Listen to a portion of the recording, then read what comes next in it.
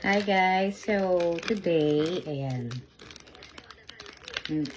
meron ako ditong strawberries, which is alam naman natin guys na yung strawberry dito sa Japan isa sa pinakamasarap na strawberry sa mundo. O diba? Pasalubong ako from Japan. I mean pa-welcome sa akin. Ayan siya guys. At makikita nyo talagang fresh na fresh pa siya. Oo, meron pa nga siyang pinakadahon niya or something. So, ayan guys. So, ito. Isa to sa pinakamasarap talaga na strawberry sa mundo. Yung nasa Japan.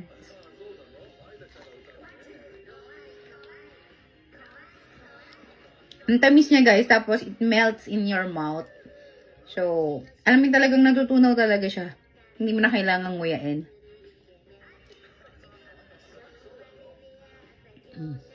Sarap. Yo. Pag nagpunta kayo ng Japan, guys, try nyo to.